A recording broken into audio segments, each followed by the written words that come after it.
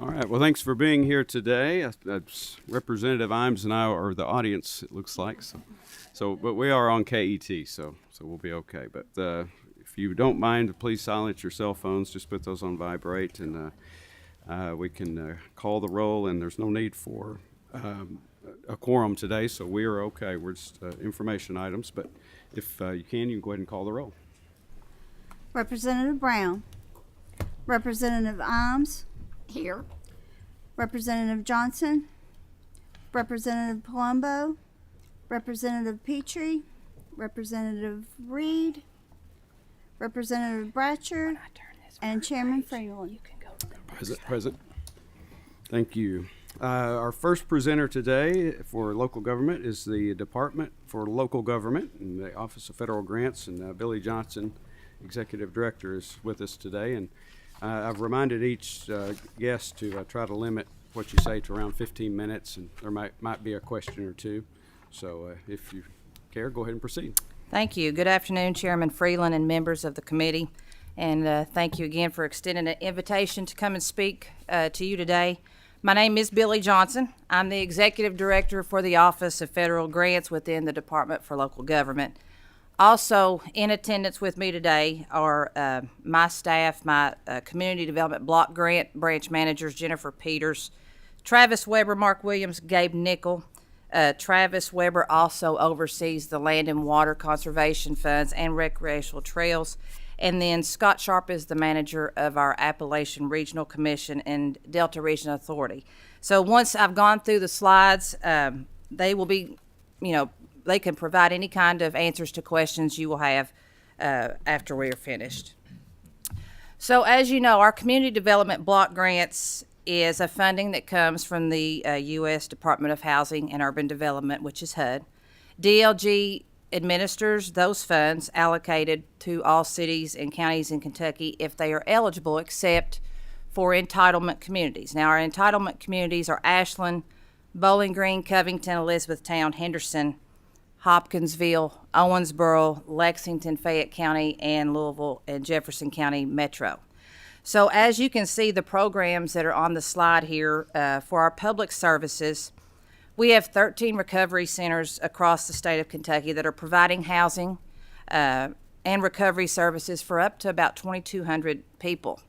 And this was established back in 2005.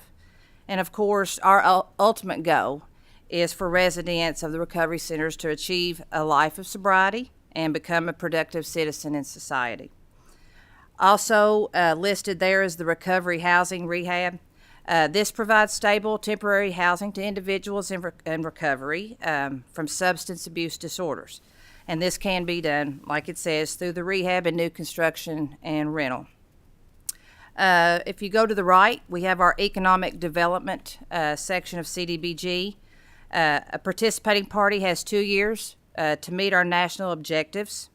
Generally, they cannot participate greater than 1/3 of the total project, and you must benefit 51% of the low to moderate income individuals. Now, as it's listed here for public facilities and community projects and housing and the types of projects that the money is established for, we're looking at an allocation of about $25.7 million that will be awarded. Hopefully, our grant agreement is due any day from HUD. It still has not arrived, though. Community projects will receive about a $5.8 million funding for those types of projects, and each project you can max out at requesting $750,000. For housing, we're looking at about 3.2, and the maximum on requesting funding for that is $1 million. We've got about $5 million set aside for the economic development section, and for public facilities, about $8.8 million with a $1 million max. Now, application date will open up on April 1st, and will go for most of those projects through September 1. Economic development and the recovery section, those applications can go into January, the end of January of next year. The application process, as you see here, is very tailored step by step. What I want to stress, and I think the area development districts are going to be coming up and speaking to you all next. Across the state, they are our eyes and ears on the ground. They have grant administrators housed in those particular offices, and usually counties and cities can consult with them on what types of grants that our office has for them to apply. They also do get some funding to help with economic development planning and grant administration on behalf of the ads that help them. Also, as well, today you're seeing about a 30,000-foot view of what we do in the Office of Federal Grants. Last week, I did about a 30-minute presentation to all of our local officials that was probably about a 15,000-foot view.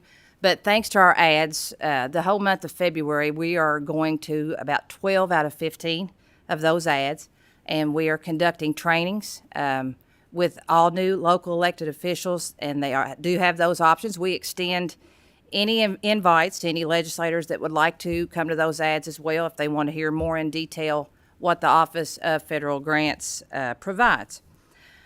Go ahead. The national objectives that I mentioned earlier are listed. These are per our HUD regulations, the benefit of low to moderate income, the prevention of or elimination of slums and blights, and urgent need. On our website, we do have all of our information detailing our grants, the application dates. Also, this is a inbox that we accept applications to on a regular basis, or our officials or even our ad directors or ad staff can send questions to those if they don't contact our branch managers directly. So as for my staff listed behind me, and these are the guys and gals that I say they are professionals when it comes to these grants, and I'm very thankful to have them. Travis Weber, who is over my shoulder here, he does the community and housing projects and does have staff available in the office to help him. Jennifer Peters, over my left shoulder, is the branch manager for public facilities. Go ahead. Economic development is Gabe Nickel and Trey Greenwell. And then our public services is Mark Williams, and of course his staff are listed below as well. The other federally funded grants that we have are recreational trail programs and land and water. I've paired them both here together to try to save on a little bit of time. As you can tell, the FHWA they are the ones that approve the Rec Trail Program grants, and then your land and water conservation goes through the National Park Service. The matching portion of these grants is something that we have to stress. We do get a lot of applications in on a yearly basis, and that application window has now opened and will run through the end of May. And of course, you see at the bottom there, the maximum on the grant is $250,000. Now, the land and water, these grants, eligible projects are parks, docks, fishing piers, amphitheaters, etc. Of course, on the recreational trails, that's the development and rehab of a trail site or trailhead facilities, or acquisition of maybe easements and properties. The timelines on these are a little bit lengthy. Once you do apply, Land and Water has an advisory board that will meet in November.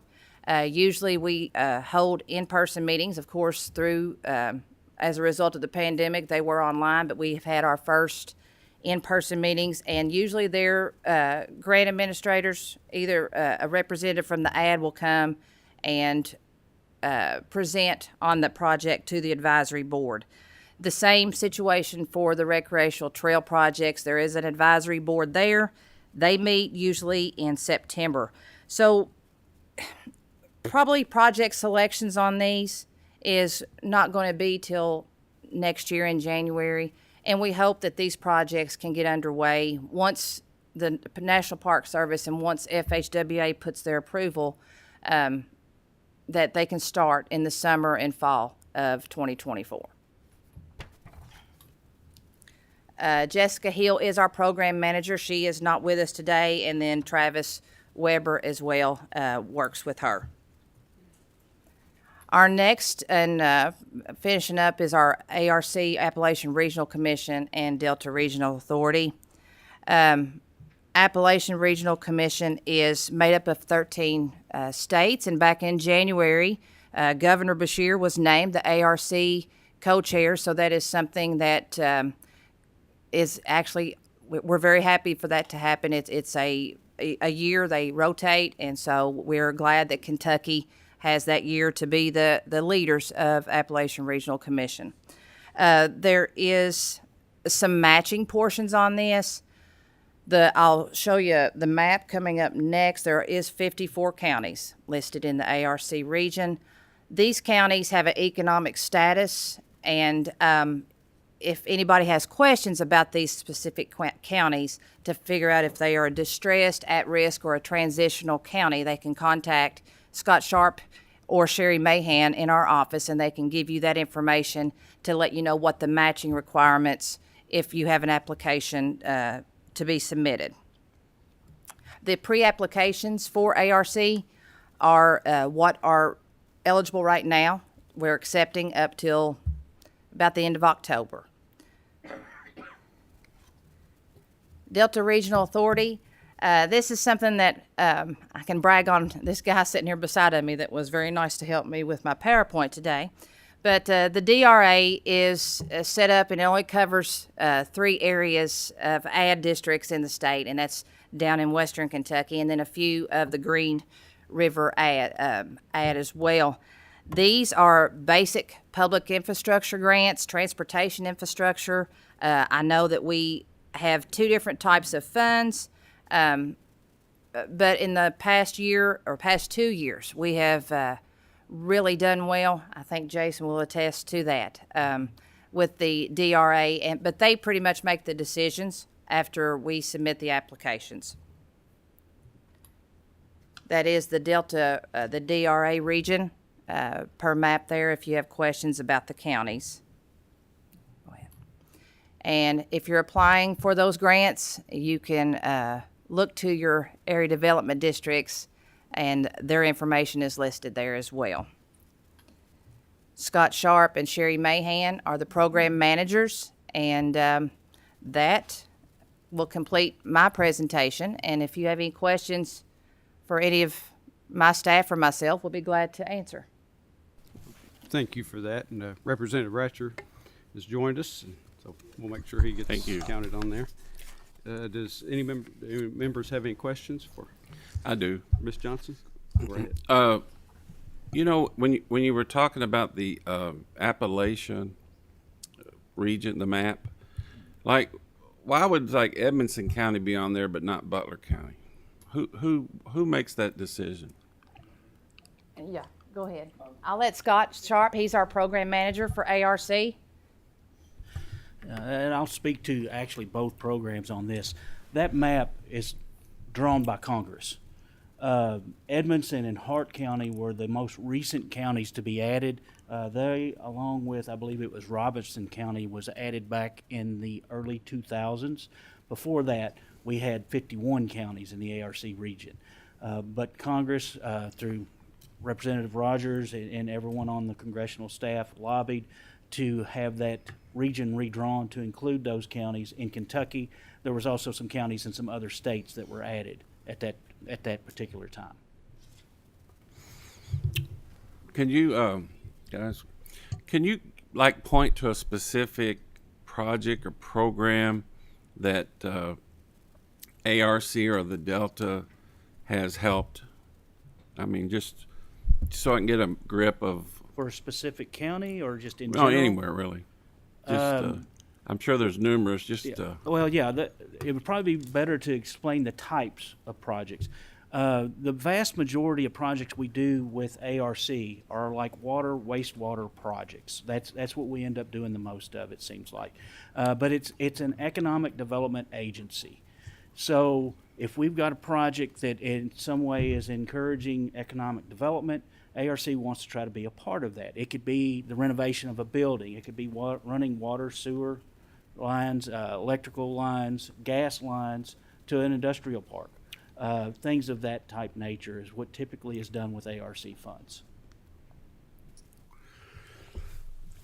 And do they get administered straight from you guys, or does it go No. through our process, or how does it No. get administered? How the process works, pre-applications are submitted.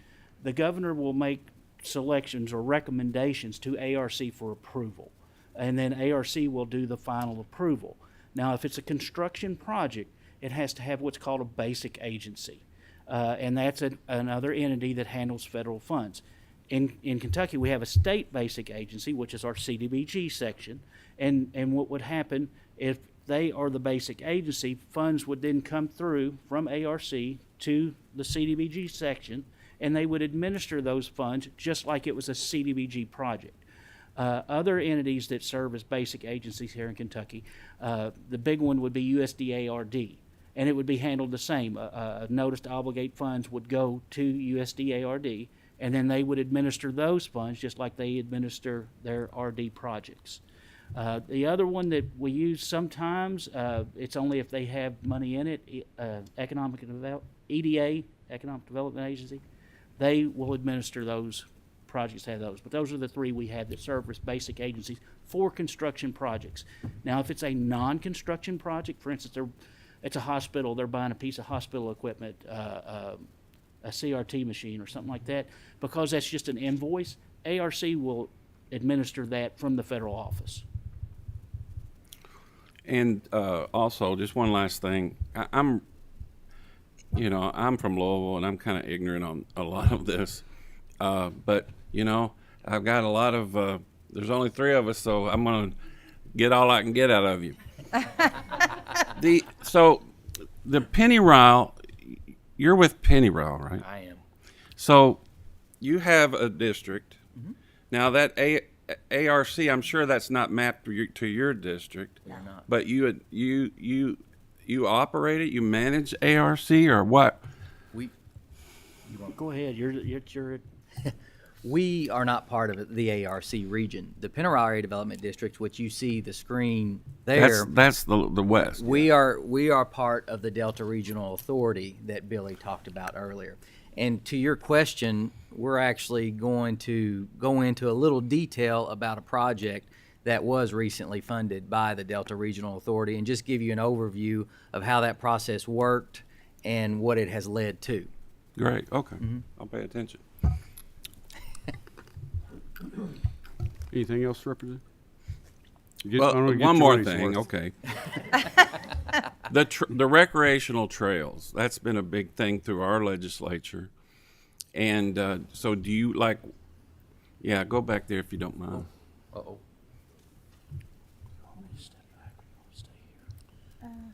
Go ahead, I'll probably let. Is that the screen you wanted? Those counties, they've come up with a compact, right? Do you know about is this like like I know it's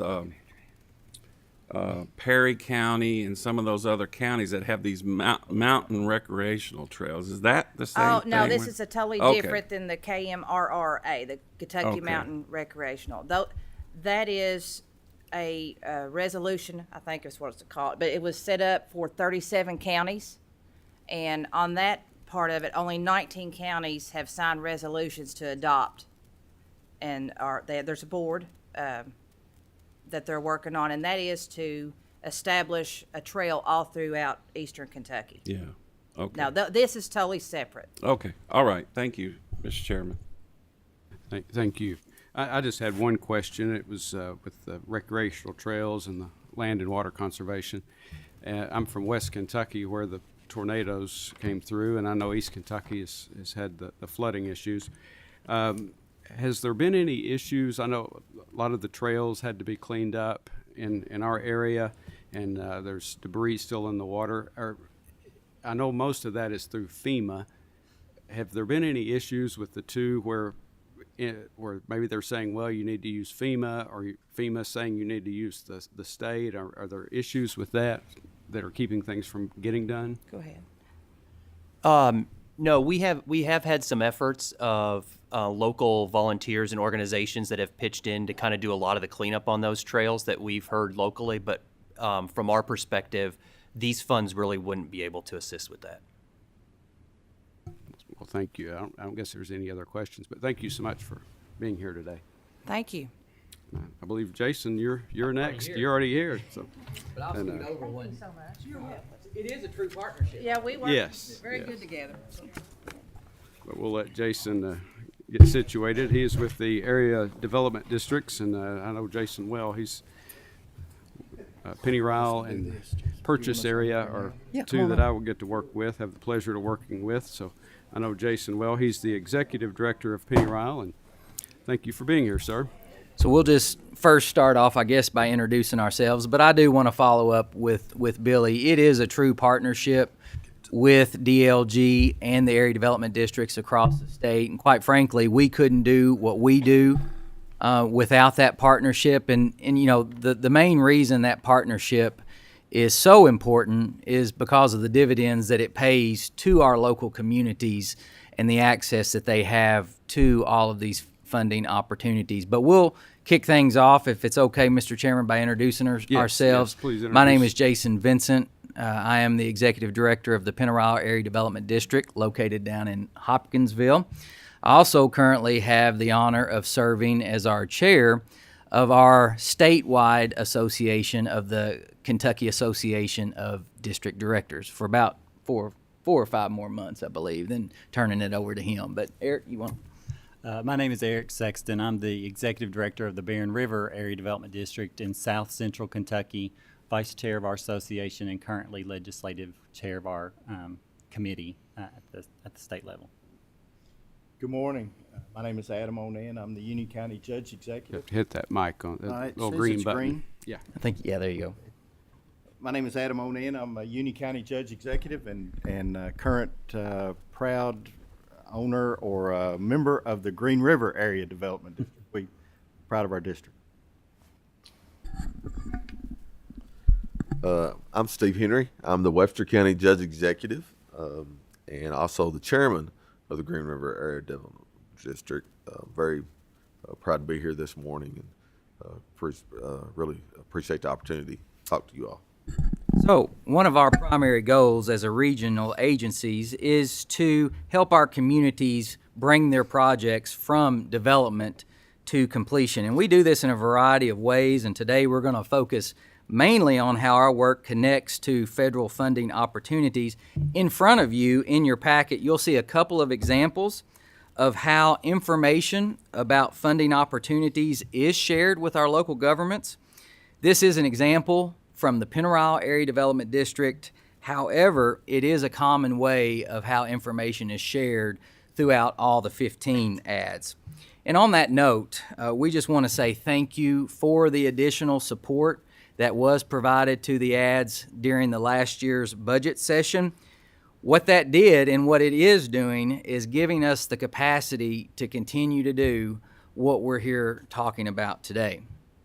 And I know most of you all are familiar with the ads, but you know, we have been around since the late 1960s, but thanks to the General Assembly. Okay. There you go.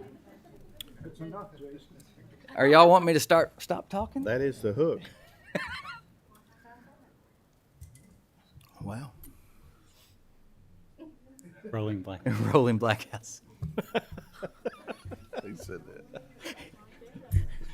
Senator Freeland, Yeah, he said that. Mr. Chairman.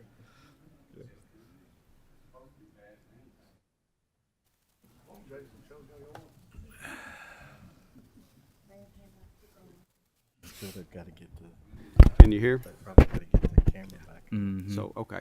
You can You want us to continue? Yeah, sorry about that. Hey, listen, you They- never know what's going to Well, happen. the state, I think, didn't pay their Thanks electric to the General Assembly back in 1972, KRS 147A did bring the ads officially into existence as public agencies. And as you all know today, 15 of us exist across the state. Of course, our focus across the Commonwealth is to provide regional planning and regional guidance to all of our units of local government.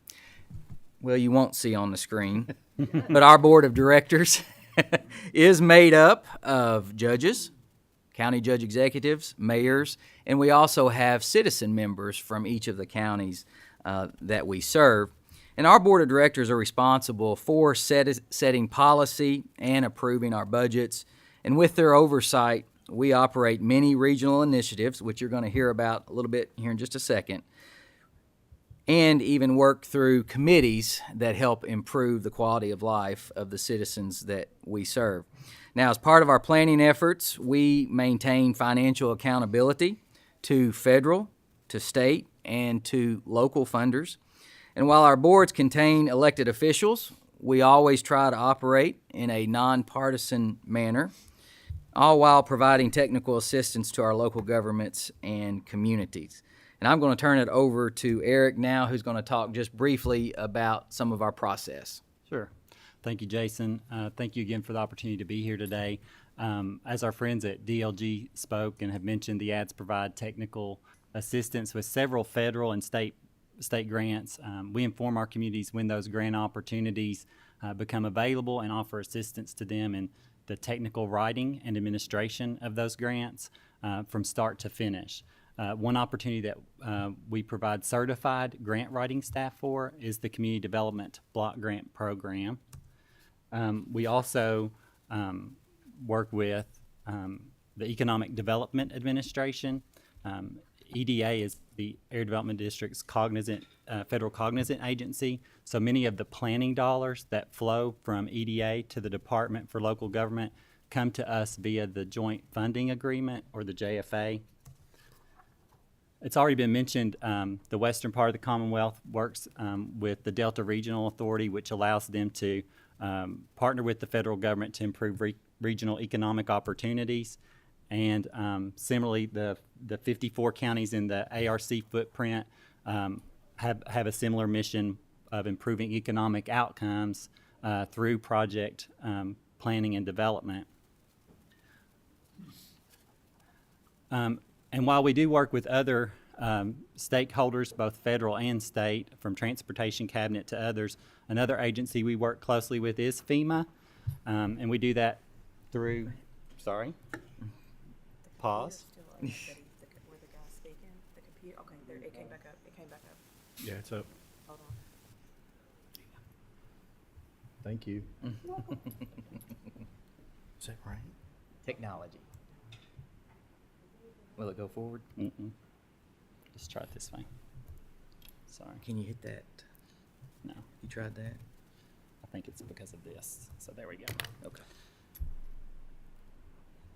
Now you get to see in fast motion everything that you didn't get to see a few moments ago.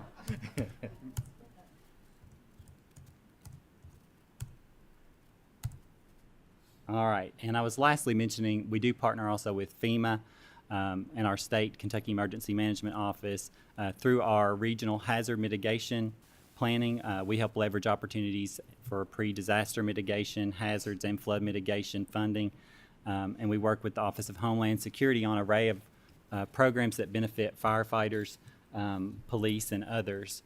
And just briefly wanted to also mention, Representative Bratcher asked a good question about a project specific in like the ARC footprint. We just recently partnered with both CDBG and ARC in Metcalfe County to refit an industrial spec building that's bringing a stave operation and initially 40+ jobs to that region. So that's an example of a type of project that could be worked with both of those grants.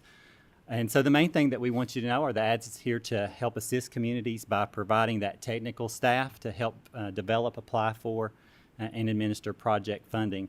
And we think the best way for you to really understand what we do is to hear the voice of those that we serve. And so today we have a couple of judges with us, Judge Henry and Judge Onan, and we're going to ask them to speak on a couple of projects. Judge Henry. Again, thank you for the opportunity. This is one particular project, but within my 6 years of being judge executive, we've done several, just like some of our other counties have done. And I really appreciate the question from Representative Bratcher about, some of these specific projects. This one right here is the Listman Workforce Center. This was done with help of a CDBG. You may or may not know Webster County is was a coal-producing county. we historically have been a coal mining community since really coal actually began being mined in Kentucky. Unfortunately, as that industry has taken a lot of loss over the last several years, this particular location here was the former Dotiki mine site. Dotiki was the longest running active coal mines in Kentucky. They ran approximately 52 years before shutting down in 2019. There wasn't a place in West Kentucky that was able to train linemen. And as you all know, that has become something that has really a lot of a need for over the last few years, still continues to be so. And so we were able to buy this property and then work with Madisonville Community College on developing a workforce center. They also do CDL training, and then just recently won a grant through the Department of Labor for diesel mechanic training. This is all possible just simply because of the CDBG. Webster County itself, we do not have the means to be able to invest in something like this that, again, is so important, not just for Webster County, but for the region as well, being able to train these folks to get on some really high-paying jobs. It's just so important for those federal dollars that come down for projects like these. Another one that just came to mind when you asked that question is going back to our vocational. We have a VOTEC school there next to our high school. And so they had equipment. We did about a $350,000 DRA grant with that. And before I forget, DRA was also a part of this workforce center. So we had some employers that said, you know, we would love to hire these folks right out of our trade school, but unfortunately, they're not being trained on the equipment that we use today. They're outdated equipment because that's all that they had to train on. So we could hire them right now if we had them training on the equipment that is really more up to date. So we applied for that DRA grant, was able to get that, and now we've went in and be able to bring in that equipment that will help our folks get trained. So the importance of it, especially with DRA, is the fact that we need more federal dollars to come into Kentucky. We don't get quite the amount of funding that the ARC gets, but there is more counties there. But it's something that's very, very important, and we certainly could not do the things that we do without it. Good morning again. Thank you for your time. I'll pull this around where you may be able to hear me as I begin my portion of this. I would like to point out that our project in particular is a fantastic representation, a mosaic, if you will, of several entities coming together, several funding sources. I leaned to Judge Henry and I said, that's a perfect question for us, and I appreciate you asking. Our project is going to be roughly $6.5 million for a infrastructure sanitary sewer system upgrade in Earl C. Clemens Job Corps. Earl C. Clemens, as of now, they train young people from all over the country, actually around the world, to come in for these type of jobs that Judge Henry was just referring to. Unfortunately, the Earl C. Clemens sanitary system was designed for 50,000 troops in the 40s. And so we don't have that population on center now. So those infrastructure parts began to deteriorate, and we had to get those fixed because our entire Morganfield City sewer system runs through that property. All of our industrial parks run through that property. We employ about 400 people on site. Currently, we have about 170 to 80 students, but typically that's in the 1,200 person range of what we train there. In fact, our system or our center is so well respected that when Mercedes-Benz instituted their apprentice program for an automotive employee, they selected one from Earl C. Clemens Job Corps out of our advanced automotive mechanics. And so fantastic opportunity for that young man. And it is so essential to our city and our county because we are going to be at a roughly $6.5 to $7 million. Part of that came from EDA. Part of that was the DRA.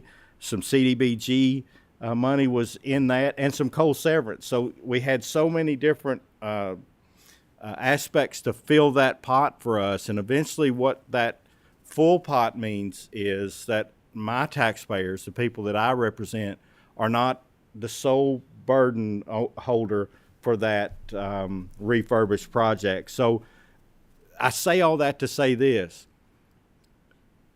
DLG and all the departments that work there, along with, in particular, the Green River Area Development District, but you could insert any development district into that formula, is the lifeblood to counties in Kentucky and the constituents that we all represent and desire to serve and serve well.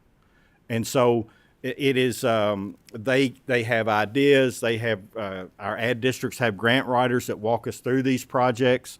They take us from front to back. They call DLG on our behalf to see what we need to get in order to do these. They do a fantastic job. DLG, I can't imagine my job without either of those organizations because they both work so well together, ultimately to bring the money that in many instances you all have appropriated for us in our counties, and see that that money gets from the well-meaning place that you put it to where you designed that it goes. And so they walk us from start to finish. We are very much a team oriented when we do that, and we rely on each other from checking contract lists to going through a checklist to make sure it was all done correctly when we're finished, to be accountable to those dollars. And so I cannot thank you enough for our time that we've had with you this morning. And Judge Henry may have something else that he'd like to add, but our ad districts, I'll just say, and I know him well enough he's going to say this as well, we need funding for our ad districts, and we need support. We are going to support, we want to support them because we simply couldn't do the things we do. In fact, our last CDBG project that we've worked on is an elevator for our historic courthouse that will provide equal access to all levels of our courthouse to all members of my community, and get our county attorney back in the courthouse where she desires to be to serve people better. And so they helped us do that again. So thank you for your time. Yeah, well, thank you, Judge, for presenting. We'll have to be quick. We've got one more. Okay, and I appreciate that. Well, again, not just to echo, but for sure, we have to have these dollars in order to provide for our residents, and we could not do that without our area development districts. And so I do appreciate that funding from this past year, but certainly that wasn't in statute, so we'll be coming back again to keep that going and maybe some more, but we certainly do appreciate your time today.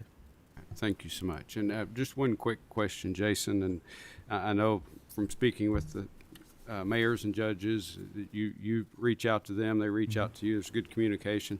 Yes, sir. On a building like that, that job that happened in these gentlemen's counties, whose idea is that? Something that you come to them with? Do they come to you? Is it a partnership? How does that process start? Well, I'm going to say first it's a partnership.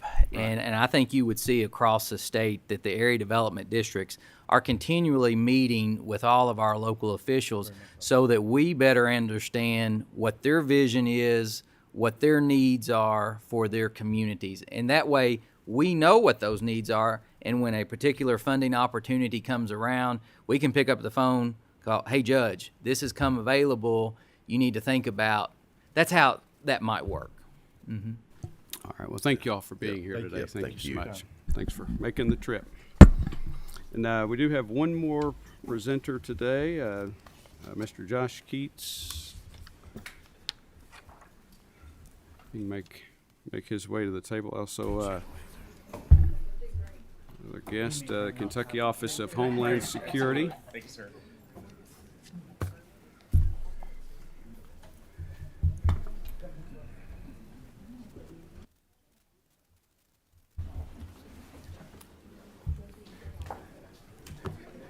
Thank you all for being here. I'll let you, as soon as you're ready, to introduce yourselves and go ahead and begin.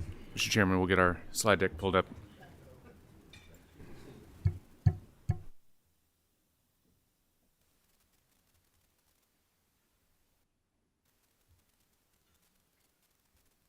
All right, Mr. Chairman, with your permission, we'll go ahead and get started. I know we're under some time constraints. Yes, please do. Just introduce yourselves. Roger that. I'm Josh Keats. I'm the Executive Director for the Kentucky Office of Homeland Security. Mike Sinceri, Deputy Executive Director, Kentucky Office of Homeland Security, and Administrator of the 911 Services Board. Amy Bauer, Financial Manager for the Kentucky Office of Homeland Security. All right, sir. Since I know we're under some constraints, I'll give you just the cliff notes, the high-level overview of KOHS. We're sort of a three-legged stool operation. We have the Kentucky Intelligence Fusion Center, our 911 Advisory Board, and we also have our grants operations. The bottom line objectives for KOHS is to be the center point of gravity for all intelligence operations for the Commonwealth of Kentucky, to provide meaningful and substantive intelligence reports to the governor's office, as well as to help fuse together disparate law enforcement and public safety agencies across the Commonwealth in the fight against terrorism and organized crime. So that'll bring us into the meat of why we are here, and I will pass it over to Mike Sinceri to discuss the role of the 911 Services Board.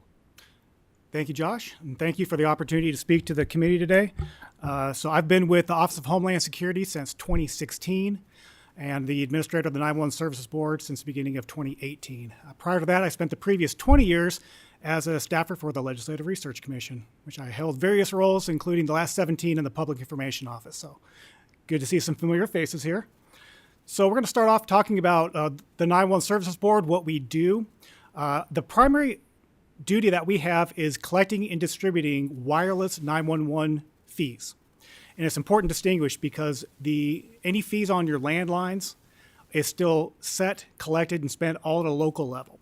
So at a point when cell phones came into prominence, local governments eventually threw up their hands and cried uncle and said the state can take over the collection of the wireless fees as the number of providers continue to grow and grow.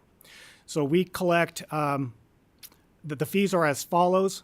From postpaid, that's your traditional cell phone plan you have with AT&T, Sprint, Verizon. You're in a long-term contract, and you're essentially paying for the services you've already consumed.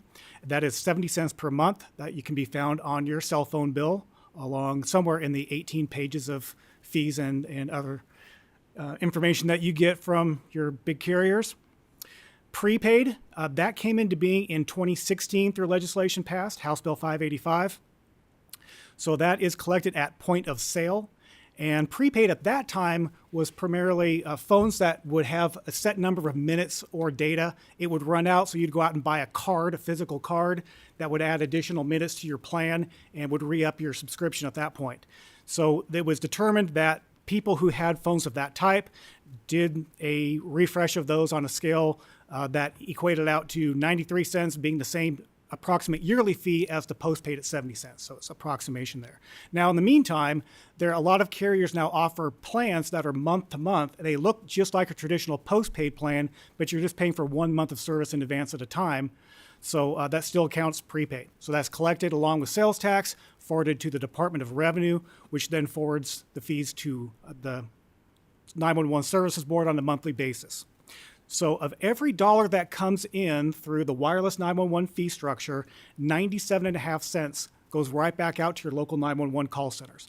And you might see the term in here, PSAPs. That stands for Public Safety Answering Point, which is the same thing as a 911 call center or Emergency Communications Center. So the majority of that fund, 85%, is split into two pools, what we call the pro rata fund. That is an equal share, goes out to every PSAP regardless of size. So Marshall County is going to receive the same size as Jefferson County. And then the other half goes into what we call the call volume fund, which is actually based on the number of wireless subscribers in the jurisdictional area of the PSAP, which generally follows the county line. 7.5% goes into a competitive grant fund. That grant fund for 2023 opened up at the beginning of the year, and you've got folks probably from your home areas that are scrambling to get together applications for this cycle, which closes at the end of March. And that fund is capped at $2.5 million a year. 5% goes into our statewide Next Generation 911 fund, which is providing funding for some foundational Next Gen 911 projects. And in a few minutes, I'm going to get into what Next Gen 911 is all about and what an important part that's going to be for you and your communities moving forward. The final 2.5% is used for administrative fees, which pays for the 911 Services Board staff and operations. All right, so some funding trends. Back in 2015 fiscal year, the board brought in $26.5 million a year. Fiscal year 2019 shows the first real impact of that new prepaid addition to the funding stream, and you saw a pretty good climb in fees from $26.5 million to $34 million in just 4 years. By last year, the last full year's data we have, $36.5 million. So $10 million increase in funding coming into the 911 Services Board over that 7-year period, of which $10 million came from prepaid. There was a mechanism within the previous fee structure to collect from prepaid providers, but it only provided about 20% of the funding that is currently. So the majority of that increase that you see in funding from 15 to 22 is from the increase in the prepaid, the new prepaid structure. All right, so landlines. Raise your hand if you still have a landline at home. Yeah, don't see a lot of raised hands even in the audience. All right, so not a whole lot of those, and they're going away. So, we talked about in the beginning how for your landlines, that fee is set, collected, and spent all at a local level. So what you've seen in your local governments is a precipitous fall in the amount of 911 funding coming through your landlines. So there is the ability for local governments to assess fees based on either a utility, water, electric, or even a property, whether it's a tax or parcel. So a lot of communities have looked at ways to broaden that base back out. Instead of trying to keep increasing the fee on an ever-shrinking number of landlines, you broaden the base back out by looking at a utility or a property tax. And those of you in the smaller communities, it's a lot easier to try to do that with a locally owned water system or electric system than it is trying to get KU or LGE to add a new fee onto their bill. You can imagine how that might treat that. All right, so of the last fiscal year, approximately $125 million went into funding 911 in the Commonwealth. And there's a three-legged stool that does that. 28% came from 911 Service Board funds, a little less than a third. A little more than a third came from general funds from cities and counties, and just over a third came from local 911 fees. That three-legged stool used to be a lot more even 7-8 years ago because things are getting more expensive. That what used to come from landline fees is now getting pushed over to your general fund contributions from your local governments. So that represents a 20% increase from 2017 to 2022, of which about half of that has been offset by increasing fees on the wireless side, but the other $10 million is having to be made up at your local government level. All right, so what does the future hold? Next Generation 911. It's a term that really is all-encompassing for a whole set of technologies, features, and functionality. And how you answer what is 911 often depends on who you might ask. From a call routing perspective, it's a transition from cell phone tower triangulation to geospatial call routing. And that's some fancy terminology for currently when you make a wireless call from anywhere in the Commonwealth, it hits a cell tower. That cell tower is assigned a range based on the geometry of where that call hits. If it hits in this area, it's going to get routed to Marshall County. Hits over here, it's going to get routed to Callaway. As you can imagine, it's not the most exact science. And it's a pretty common occurrence for a call to be made in one county and have it actually directed to a neighboring county. That happens, then the county that takes the call has to take the time to transfer it to the proper place, which in Kentucky, 120 counties, 7 bordering states, means not only do a lot of calls get routed to the wrong county, they actually can go across a river or across a land border to a neighboring state. And in the world of 911 and emergency response, that's an absolutely critical issue because in oftentimes the difference could be in the matter between life and death. So seconds matter.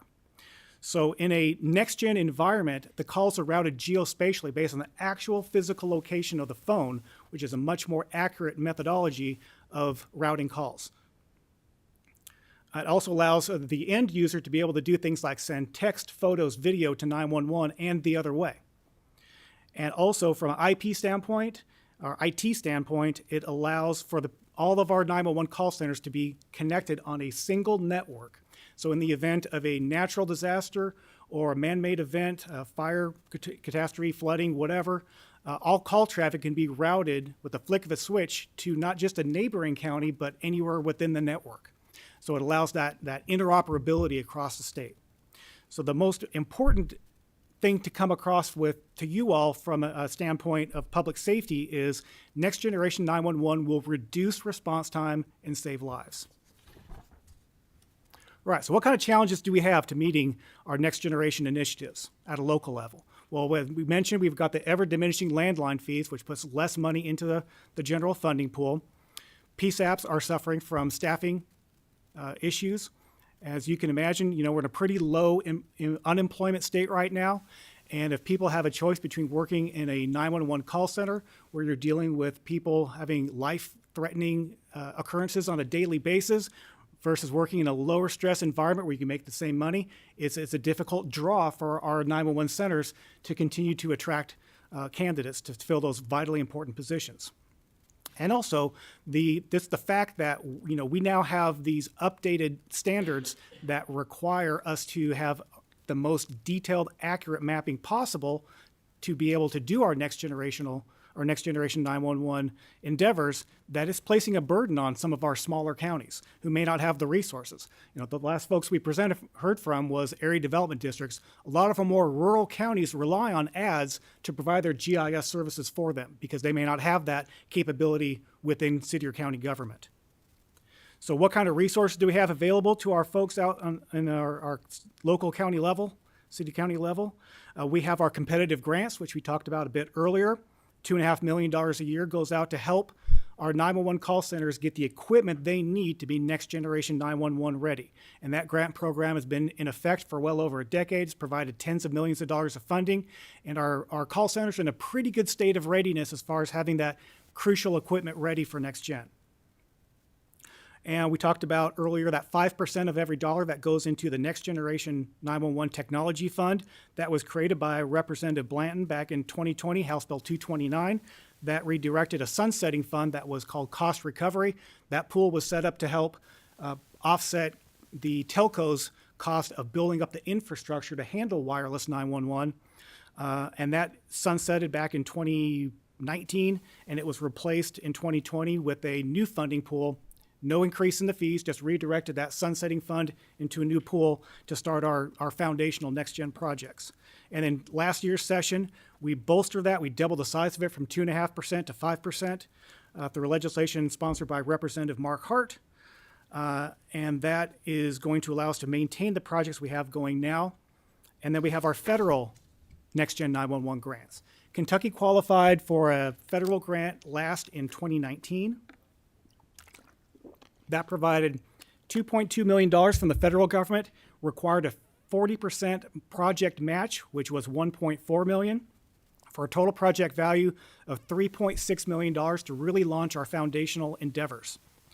And important to note that of that money, the $1.4 million and the local match, that came 100% out of the administrative fund of the 911 Services Board. Didn't take any money away from your local PSAPs, and it wasn't a draw off the general fund or any appropriation through the budgetary process. Next slide. So the federal program that we just wrapped up in March of last year, we updated our state Next Generation 911 roadmap, which had been first created in 2009, hadn't been updated since. So we have a fresh mapped roadmap to follow. We invested in statewide GIS mapping. We went into a contract with a third party who now takes every data set that is created at a local level, runs it through a QA/QC, reports the errors back to the local PSAP, who then remediates those errors. Once those errors are corrected, they go integrated into a statewide map, which I'm going to show you here in a minute, for display. And the other project, you're good here, is called our Supplemental Data Portal. We wanted to get away from the siloing of information, right? That's the whole reason that Homeland Security as a federal agency and the state operation came into being, was to get away from taking data, keeping it for yourself, not sharing it with others. We want to adopt that same methodology and strategy with our 911 call centers as well. And we also invested in an aerial photography initiative that's through the Commonwealth Office of Technology. It's called Kentucky from Above. It is about an $8 million a year program. It provides 6-inch high-resolution aerial photography that is made available free to your 911 call centers as well as your PVAs and other local government entities. So we made a contribution to that for 1 year. And then also we want to push as much money out toward our local call centers so they could get their GIS data ready for Next Gen 911. So this is what we created with that program. So all of the data that goes into your mapping is all done at a local level. There's responsibility of your local call center. So they take that data, they push it up to our third-party integrator. They do that QA/QC, bounce it back for remediation, and go to the next one. So it is then aggregated, put together into a statewide map, which we then put into the COT has a Department of Geographic Information. They're the state clearinghouse for all things GIS. So anything mapping-wise goes into that clearinghouse. So that is the repository for our aggregated and validated statewide data. It then is pushed back out through this data portal we created through another contract with another provider to make it available not just to the PSAP that created the data, but to every PSAP in the Commonwealth. So we now have not just the validated mapping data, but all of the other data resources that the Department of Geographic Information has, everything from trailheads, railways, water, sewer lines, an incredible amount of data. Your 911 call center has access to more mapping data at their fingertips than any state in the country. We're pretty proud of that. So to wrap up, accomplishments we've achieved since the federal grant. We issued a new roadmap in December of 2020. The board funded the next year, I believe $100,000 to a wave of that high-resolution aerial photography initiative that covered 10 counties. In March of last year, when as the federal grant was wrapping up, we had distributed 700 monitors and workstations. We wanted every 911 call center to have a dedicated monitor to show that statewide map. So that would be the primary map they would use in their call center operations. Provided that to them free of charge and a computer to run it if they needed it. By May of last year, all certified PSAPs had done their initial GIS upload. By June of that year, we had presented this concept of that circular data flow, the no longer siloing of information, but sharing of data statewide at a national 911 conference that was held in Louisville last year.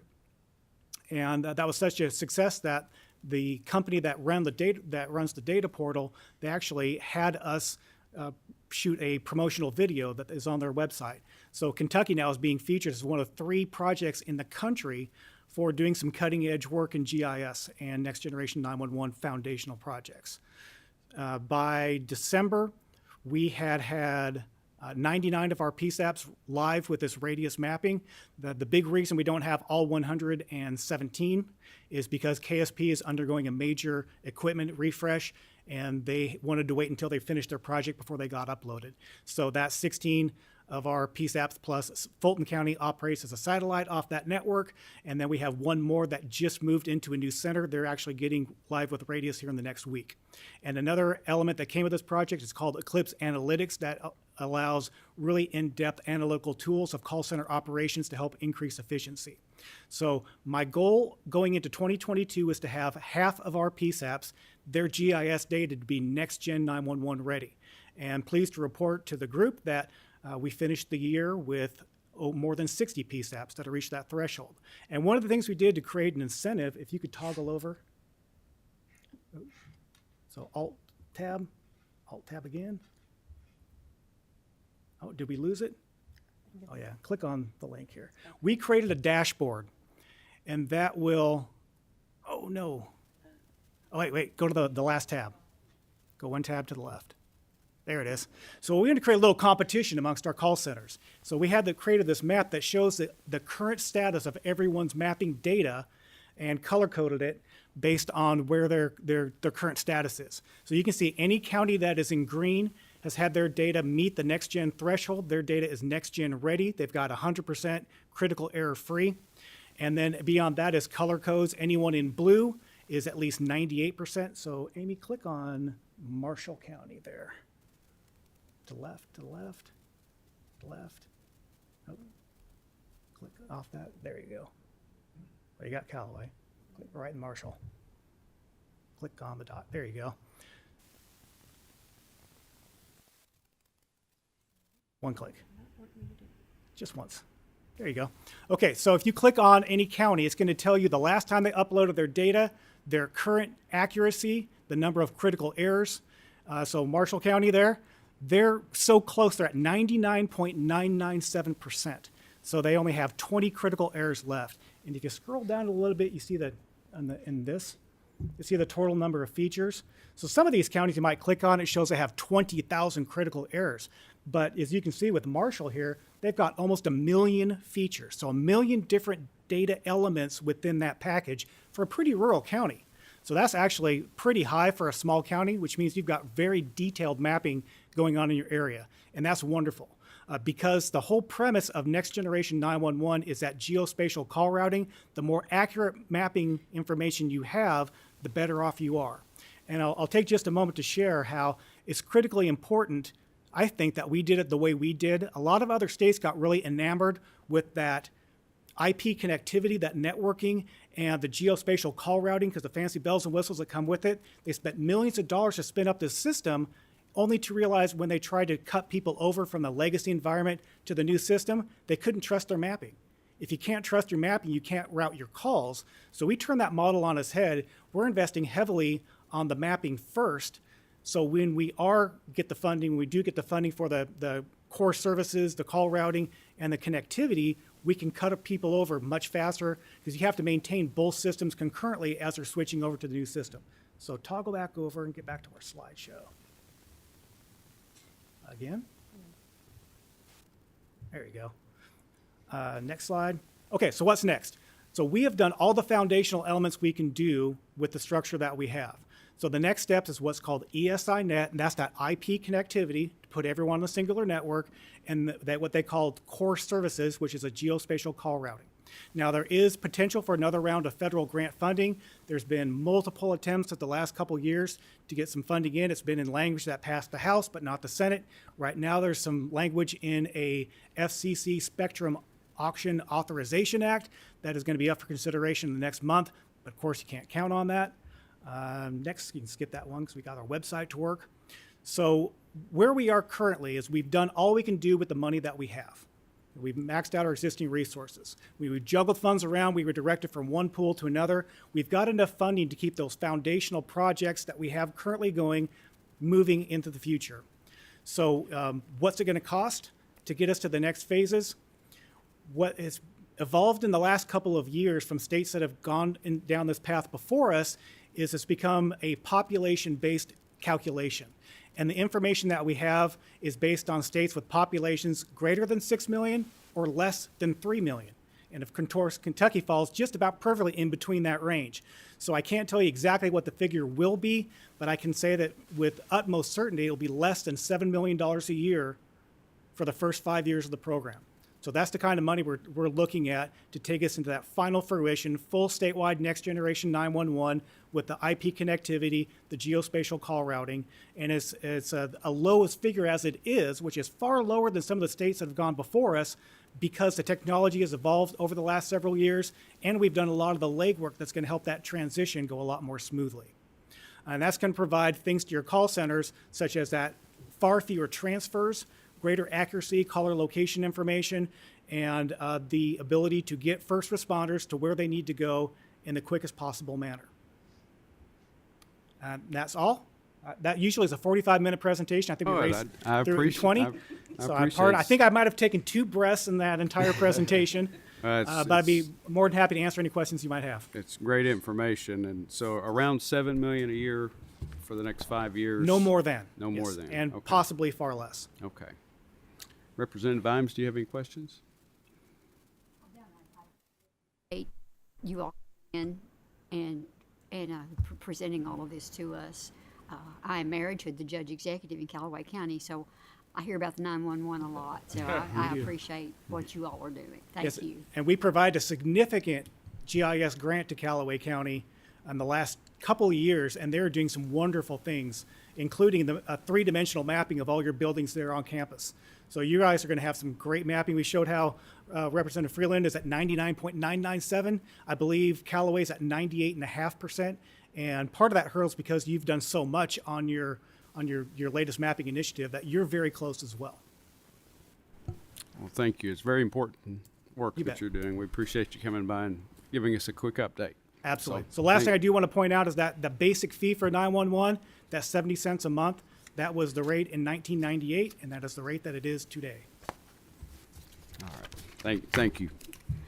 All right. Well, that will do it for this meeting. Our next one is scheduled for February the 16th at 12 p.m. This same room, 171. So thank you for being here, Representative Imes. Thanks to Representative Bratcher as well. And now we can go eat lunch. That'll conclude the meeting.